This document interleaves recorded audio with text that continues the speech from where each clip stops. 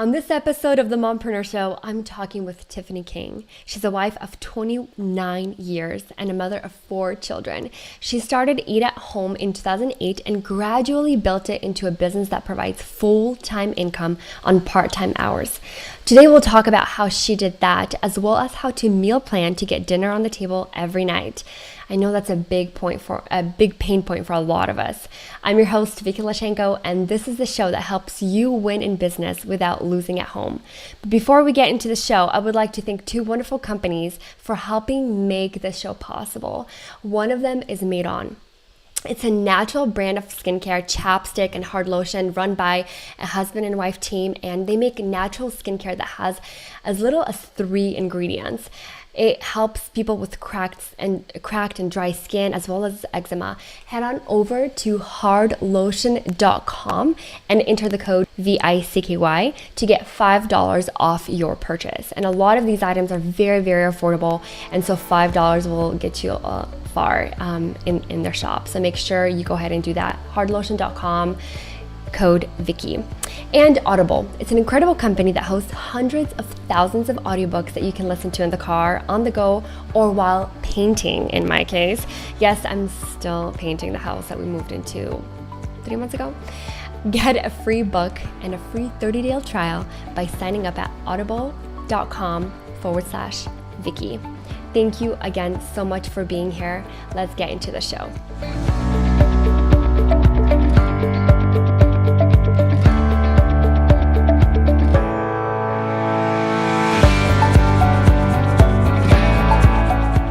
Tiffany, welcome to the show. Oh, thank you so much for having me. I'm glad to be here. Absolutely. It's a great honor. And it's so funny, when I was on the search for the perfect mom entrepreneur who not only is a superhero in meal planning, but who is also an incredible role model, especially for me, because that's exactly who I look at. As a host of the show, I want to make sure that our values align. And you were highly recommended by Jamie Tardy, was an incredible coach of mine. And I am so happy that we've been able to connect and finally have you on the show. Yes, I'm so glad too. I love Jamie. She's great. It's really nice to meet you through her. It's a pleasure. It's a pleasure. So Tiffany, share us your story. How did you get started online? I started in 2008, which so many people did.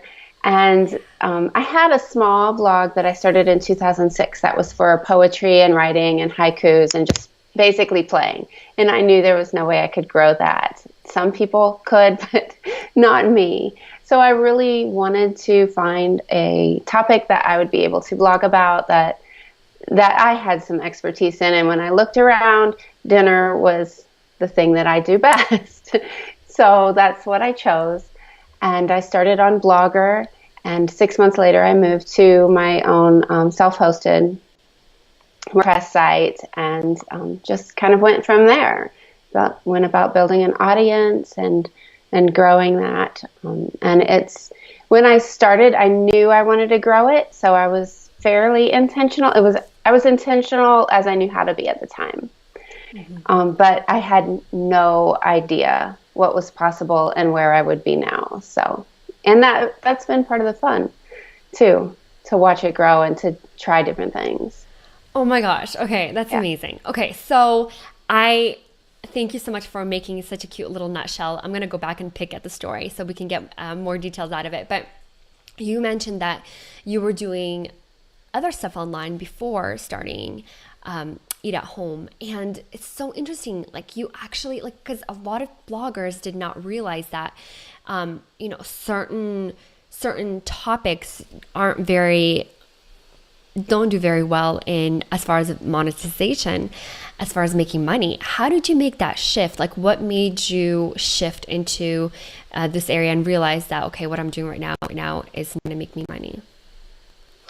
Mostly when I started, of course, making money is always nice, but I had been a stay-at-home mom for years at that point, and a homeschool mom. So we were pretty used to living on one income, and I never imagined that I would be able to significantly add to that while working at home. However, I think it was Stephanie O'Day's blog, Crockpot 365, I think it was called, or A Year of Slow Cooking maybe.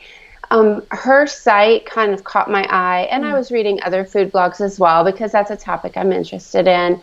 And she had said that it was possible for her to pay for her groceries with her site. Wow. This was way back then. I'm pretty sure she's doing better than that now as well. Of course. But this was, way back. And that caught my eye, and I just wondered, is it really possible? And I figured the only way to figure that out was to try and see if it was. So it took probably 6 to 8 months before I put the first ad on, and that's how I made my first money, was banner ads. And my first check, I remember, was $16 into my PayPal account, and I was thrilled.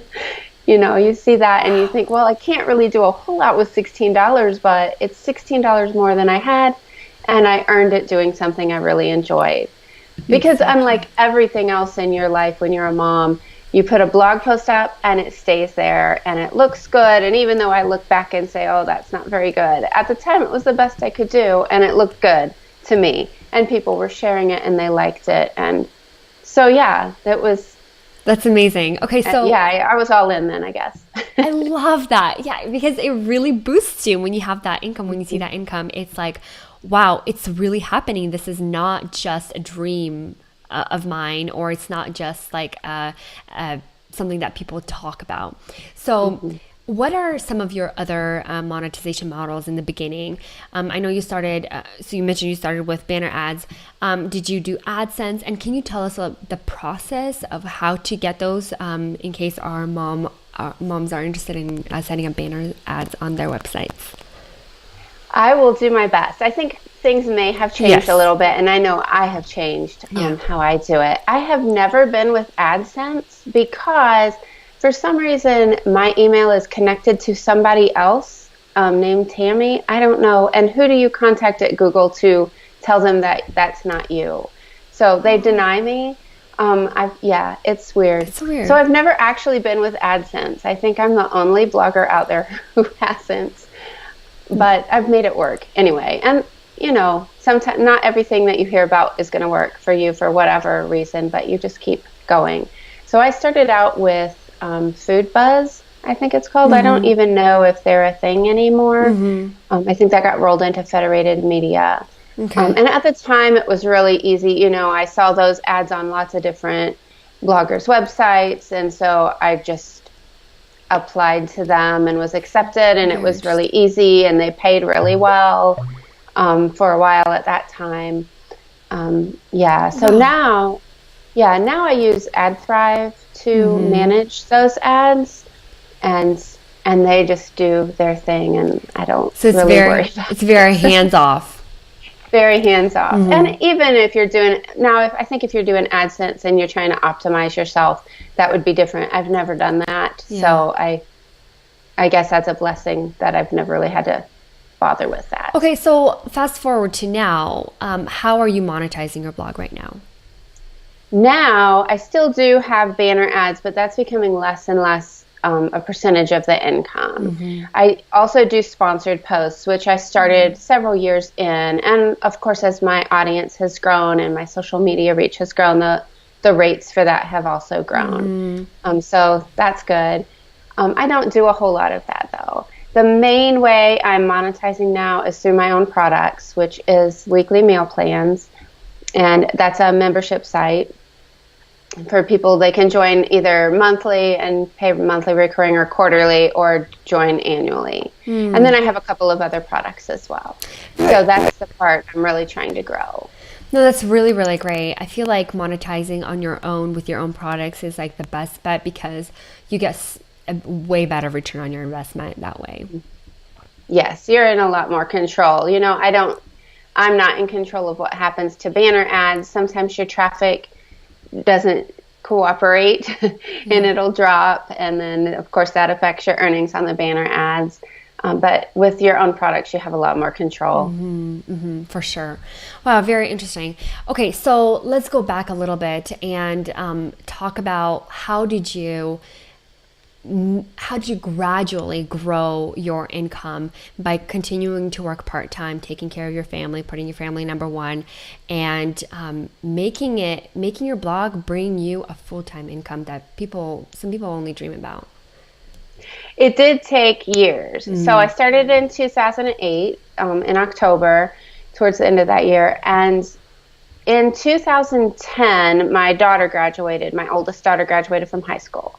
And so she was wondering, where am I going to go to school? What am I going to do? She really, really wanted to graduate without debt, which is, of course, we were thrilled with that decision for her. And so I told her, we were still living on my husband's income with just a little bit here and there coming in from me. Wow. I was making money, but nothing to really write home about. Exactly. But I told her in 2010, I'm just going to blog your way through school. And I did. Now, she did not go to a private school. She started at a community college, enrolled into the University of Kentucky, but she graduated in 4.5 years with her master's, and she's debt-free, and she's now applied for her PhD. She's on her own for that. But, yeah. That's incredible. So you literally put your daughter through college. I did. Okay. Yes. So can we talk about that? That's absolutely incredible. And you know how I think Dave Ramsey talks about this too, he does talk about this, is really giving your money a job. Like, what is the reason? Where is this money going to go once you make it? And I think that is so powerful.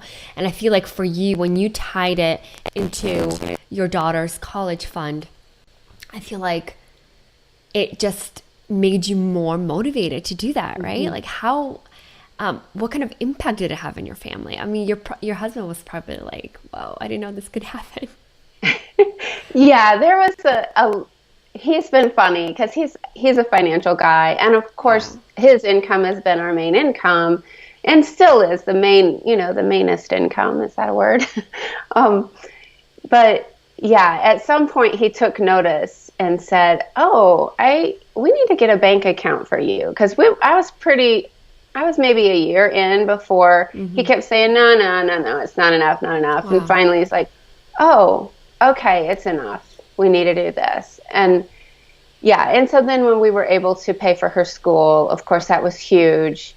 The more that it's earned, the more things we've been able to do for our family, just education-wise for the kids, vacations for the family, helping out in different ways, giving in different ways. So it's been a lot of fun. Yeah. And now the current goal is to send our third child to college, and he has picked a more expensive college, but I'm determined to pay for that as well. So. That is, Tiffany, I did not know this about, like, part of that. It's part of your story, and that's absolutely incredible. Like, that is so fascinating. What better why do you need? Like, I feel like that is the biggest why, to make money, to really pay for your children's education. That's incredible. I'm like so blown away. So inspired. So I would love if you could share your momentum points. And I know we touched upon it like in while we're talking before, prior to the show.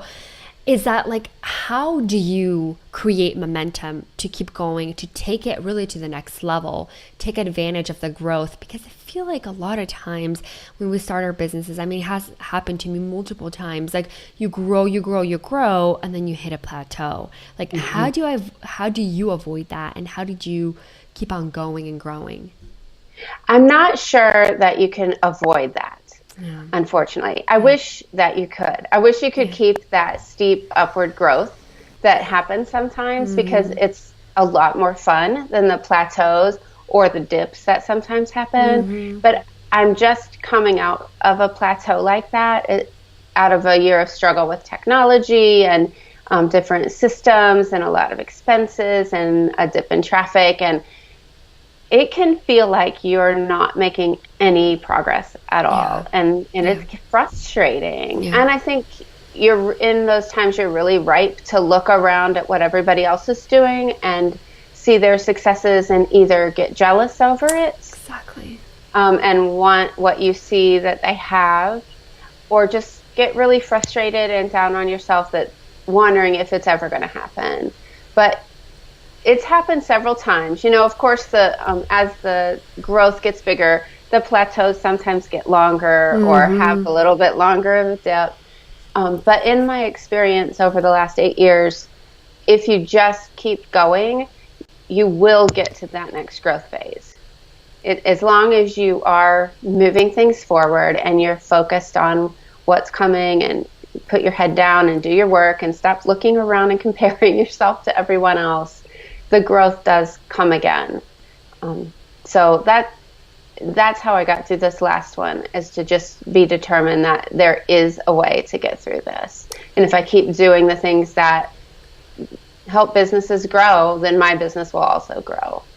That's amazing. So really, I'm like, what I'm getting this for myself is that really believe.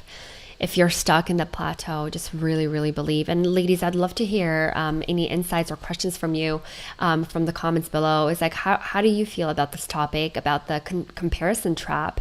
And this happens a lot when you hit a plateau. When good things happen, all you want to do is brag about it and tell the whole entire world how awesome things are going, which is so natural for us to really just talk about the good stuff. But when the bad stuff happens, or when nothing is happening at all, you tend to look around and see like, what is she doing? What is he doing? What's going on there? And that hits you hard. And that's very unhealthy for your growth. So Tiffany, that's really, really good advice. Is to just like really put your head down and really figure out what you need to do and just really work diligently towards that. And that is really, really beautiful. And Tyree says, back to the $16 PayPal transfer from your banner ads, Tiffany. She said, $16 says this works.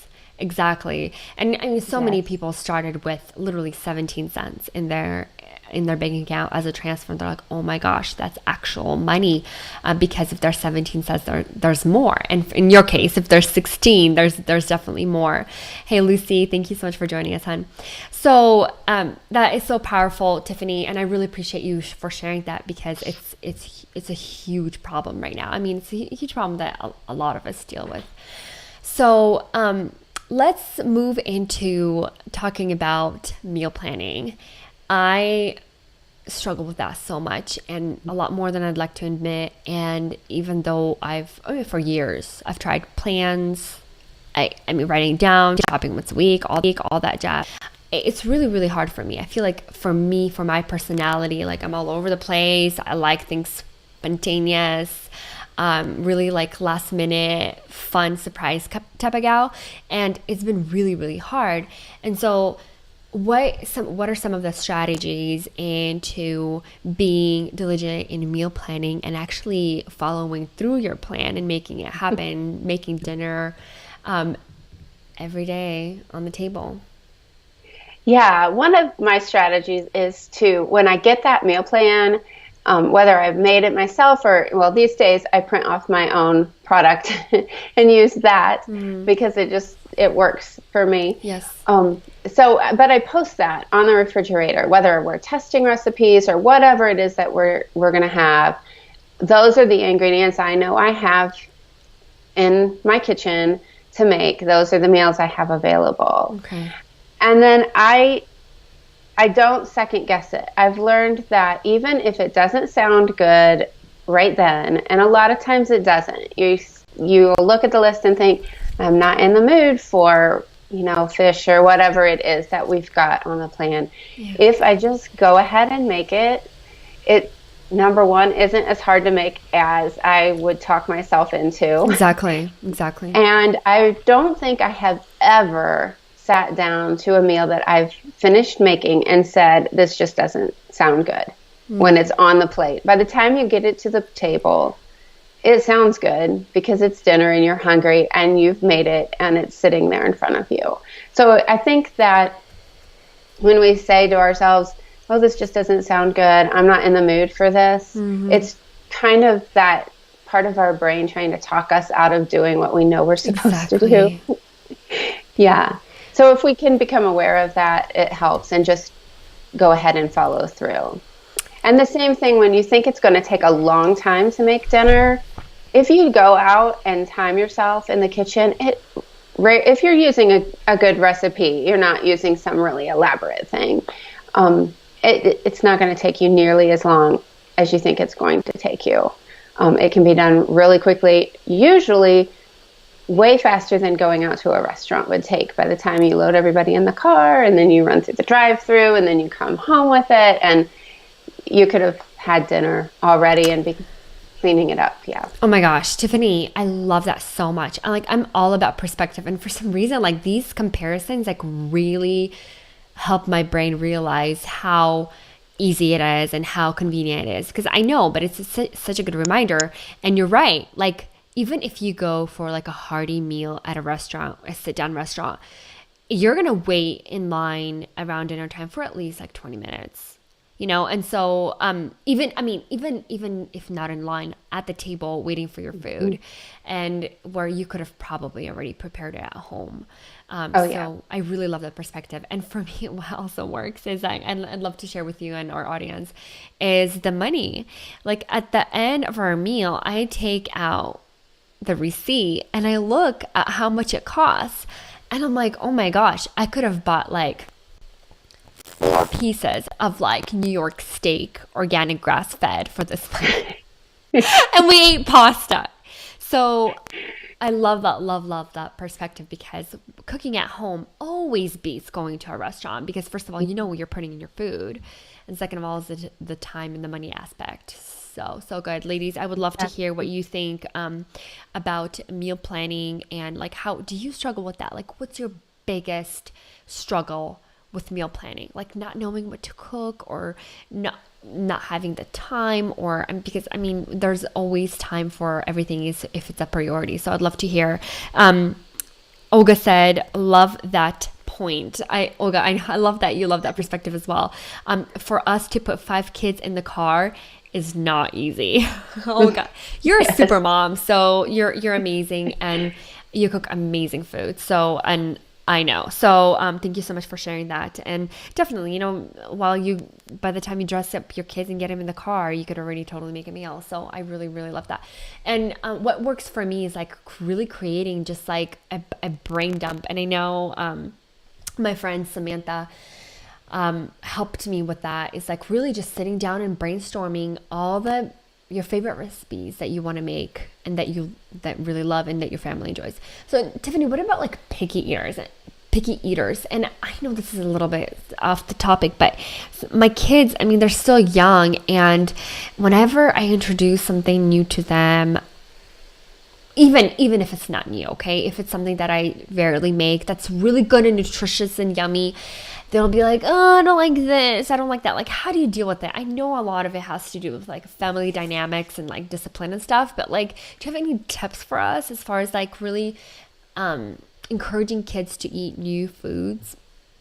Yeah, I have a couple of kids who are picky. My oldest daughter is 25, and she still can be kind of picky, despite the fact that she's been to China and eaten all kinds of strange things to us, and has liked that. She can be picky about your typical American foods.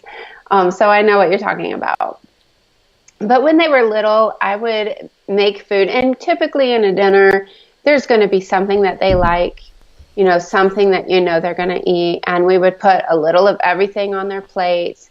I don't remember that we always made them taste it. Maybe one bite, I try not to make a big battle out of the dinner table, because in addition to getting them fed and giving them nutrition and expanding their palates, you're also building a family culture of dinner time and togetherness. Exactly. That is going to last a lot longer than whether this child grows up to like peas or broccoli. Mm-hmm. So you don't want to make it into a battlefield. So it is a little bit of a dance to get them to expand their palates and not be so picky. But still something that they want to eat. I love that perspective so much, because I feel like sometimes I make way bigger of a deal, and it's not even worth it, because once they grow up, they're going to remember mommy making them eat food that they didn't like. So that puts a lot of perspective. So how do you so I want to really touch upon the organization of it. So you have a printout at your website, at homecooks.com. Yes. And that we can print out and just write in whatever that we're cooking for that day. But when do you do the grocery shopping? I always feel like I'm always in the middle of like having food and having too much food that it goes bad. Like feel like I can't find the balance. Yeah, in that case, you kind of have to learn what works for you. And as your family grows, it's going to change because your kids are going to get older, they're going to eat more. Um, yeah, so recently I've discovered online grocery shopping with the in-store pickup. So, oh my goodness, what a game changer, especially if you have little kids, which this wasn't there when I had littles. So I would bribe them to be good when we went to the grocery store. But yeah, the amount of food that you need, you kind of just need to get used to that. How often are you at home?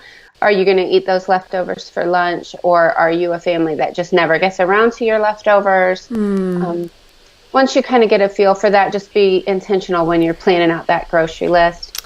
One thing I think hangs people up a lot is our ideals. Like, we're just not real when we plan our meals. It's easy for us to say, oh, I really value an all organic, all whole foods, nothing frozen or canned, and granted, that's a great way to eat, but it may not, if you're wasting a lot of food and those vegetables are languishing in your produce drawer until you finally have to throw them away, you might need to face the fact that this isn't the time. Maybe you can still get really good nutrition by using frozen vegetables, which would last longer, and so you're going to have less waste, and it would be easier because you don't have to chop them, and just get comfortable with it. Doesn't all have to be ideal. I'm not trying to talk anybody out of their good eating habits. I really don't want to, but sometimes I think it's easy for us to look, again, compare and look around and say, everybody else is having these fantastic meals and chopping all these vegetables. But in reality, if we look at that produce drawer of vegetables that needs to be chopped, and meat that has to be prepared from absolute scratch every night, it's going to be easy to talk ourselves out of going into the kitchen at the end of a day or coming home and facing that raw chicken or big pile of vegetables that I have to clean. That is such a good point. Yeah, if you come home and you've put dinner in the crock pot and you're coming home to a crock pot full of finished food, that's a lot easier to face and was easy to put together in the morning. I agree. Oh my gosh, crock pot is saved my life. And then I got Instant Pot. Oh my gosh. Yes. So, okay, a few points. What you shared about the food going bad is huge. Like, it's something I can relate to for sure. I sometimes go like, oh, you know what? We'll just not have these veggies today. I'm really short on time. And then I don't end up getting to them, and then they go bad, and I paid so much money for them, and I end up throwing them in the trash, and that, or compost. But I'm not buying groceries to put in a compost bin, right? And so it's such a huge point, is like really either, and one of the things that really helps me is like freezing fresh. If I want to buy fresh, like either on a good deal or whatever, chopping them up all in bulk as soon as I get to home from the store, and like freezing them, because oh my gosh, like we Ukrainians and Russians, like we love our greens, green herbs. So our dill and our parsley, some love cilantro, and to have that fresh in your fridge all the time is pretty much impossible, because I mean, it goes really bad really quick, and not everyone has like a little herb garden in their home. Of course, that's like ideal right there. And I really want to talk about that idealism in just a second. But yeah, when I come home, I'm like, I have this biggest intention, like, oh my gosh, I got 3 bunches of each. I'm going to chop them all up, put it in a Ziploc bag and freeze them. So I always add them to soups and borscht and stuff. And then I never get to it, and they go bad. And that's like, oh my gosh, like a reality check, like, Vicky, you can't do that, And so, and I really want to share with you, Tiffany, and for those of us listening, we say, we keep our word to everyone, to our husband, to our friends, to our mom. butt to ourselves. And like, that's the worst disrespect to yourself ever. And I find myself doing that all the time. I will please everyone around me, but I will not do what I tell myself. And so I think that's huge, is like to really start like really going through what and following through what you tell yourself. Huge for me. Okay. And about comparison, especially with Instagram everywhere. And people are like, oh my gosh, look at that fresh, beautiful meal. Oh my gosh, I want to make that. And so I love that. It's like, if it's not possible for your family, don't be deceived by it. And by the way, the only time I would post, like, and I do post sometimes, like a really beautiful, veggie-full, rich meal, is when I'm actually, only time when I'm having it. Do you know what I mean? Like the other days I could have like pasta and just plain soup. I'm not going to post that. I'm only going to post the best. And it's that happens in every aspect of your life. So like if there's laundry on my couch, I'm not going to take a picture of my beautiful living room, you know? So right. So, but on the other hand, there are lots of ways to have good, healthy meals, but use a few shortcuts in getting there. It's just about being realistic with ourselves about what we have time for that particular week or that particular day. Exactly. We may have a day a week that we have more time to cook, but the other days, maybe we need to think about using the slow cooker or the Instant Pot, or having a few good 15-minute meals up your sleeve with the ingredients already in the pantry that you can fall back on. So what's a good 15-minute meal? I have a lot of those because I love to get dinner on the table fast. And in the meal plans, we include at least one 15-minute meal and one slow cooker meal in every week of our traditional and whole food plans, so that because that is another strategy, is to look at your calendar and say, oh, on this day, I know we don't have much time. But if I can make Mexican beans and rice, or I can make fried rice with ham and pineapple, or I can't think of another one off the top of my head, but just something like that. And I know that I've got that in the pantry. I've got the ingredients, and I can get that on the table, start to finish. Then I'm not going to feel like we need to run through the drive-through or into a restaurant. I really love that, looking at your schedule as a whole and really putting, because of course there's some days that are busier than others. So how do you compile your grocery list in a way so that you're not freaking out last minute and saying, oh my gosh, I'm out of the main ingredient for the meal? Yes. The best way to do that is to get all of your meals and go item by item through those recipes and add them to your list. And if you run out of a staple, go ahead, keep a running list somewhere in your house. I try to keep one on my calendar or the refrigerator sometimes, whatever seems to be working best for me. So if I run out of diced tomatoes or some staple thing that you just typically have, chicken broth or whatever it is, I'll try to add that to the list so that I can keep those things on hand. The reality is that that's, even despite our best efforts, is a lot of details to keep track of. Yeah. And there will be times when you've forgot to pick up something, or you overlooked it on your list, or you just didn't get it. And learning to substitute things in times like that, and getting creative, trusting ourselves in cooking. Like maybe the recipe says this, but I didn't pick that up. But I do have a package of ground beef or whatever. Maybe could I change this recipe, or is there another staples meal, pantry meal that I usually have all the ingredients for that I could make instead? Those kinds of things, because it will, despite all of our best intentions, that will happen. Of course, it'll happen a lot less if we're prepared and do try to make the list. Yes, but it definitely happens. And I'm curious, ladies, if you can let me in the comments below, what is one of your staple foods that you keep in your pantry that you always have on hand? So my husband loves Costco chicken, and then he'll have the chicken with either mashed potatoes or pasta or whatever.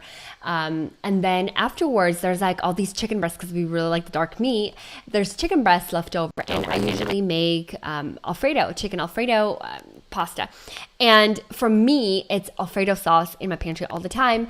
And I know it's like probably like not the most gourmet option, but I feel like that is like a huge lifesaver for me on busy nights. And so like Alfredo sauce is for me.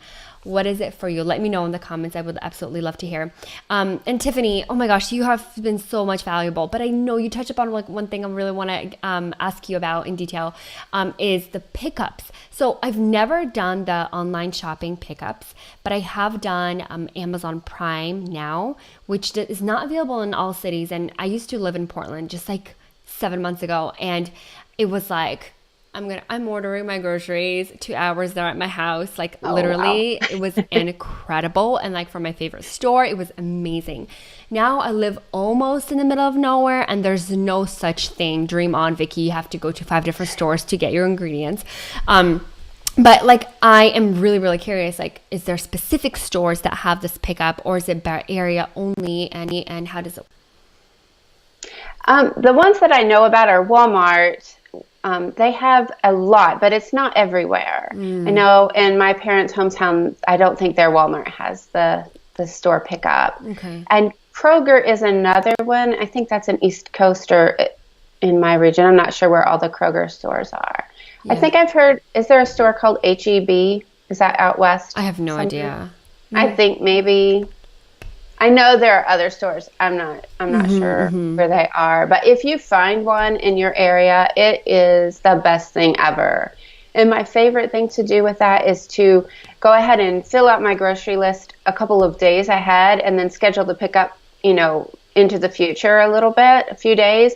And then you can add to that list because you know how you put your grocery list together, and then as soon as you get home, or as soon as that order's gone, and you think, oh, I forgot to add 3 things. Yeah. That way you can just keep adding those things to the grocery list. And that seems to work the best. That is so cool. What comes to mind when you say Kroger? There's Fred Meyer's, and I think it's part of the same. I think maybe it is. Yeah, and they're on the West Coast, and I know that the one in Portland has the pickup. I've just never used it, but that's such a great option. Just go online or call your local store and see if they have the pickup, because it's amazing, lifesaver and time saver. Oh my gosh. Yes. All right, Tiffany. Oh my gosh, our time has come to an end, and I appreciate you so much for sharing so much valuable insights, not only like in things that we can do right now and apply to our meal planning life, but also like how you grew this incredible business. I really, really appreciate you. Thank you so much for having me. It's been a lot of fun. It's been so much fun having you. Thank you so much. Thanks. All right, ladies, thank you so much for being here. Oh my gosh, Tiffany is amazing. I love her story. And I did not know this about her, is that like she created this business, and then she funneled the income to paying her daughter's college off. Like, how incredible is that? I encourage you to so much to take some time and think about like, where do you want to funnel your business income? Because I feel like whenever you tie it to a really meaningful why, so many things happen. Successful things happen, good things happen to you when you tie that money to something really meaningful to you. I know that there are some parents who tied it into a private school fund. Like, okay, I really want to put my kids into a private school. How much is it going to cost? This is how much I need a month. And they made it happen because the why is big. And so I highly, highly encourage you to do that as well. Again, thank you so much for joining us on the Mompreneur Show today. I love seeing you in the comments and hearing your questions and your comments. I really, really appreciate it. I hope you can join us live next Monday at 10 a.m. Pacific, 1 p.m. Eastern, right here on Facebook Live. I'm your host, Vicky Lashenko, and this is the show that helps you win in business without losing at home. Thank you so much for being here, and I will see you next week. Bye-bye.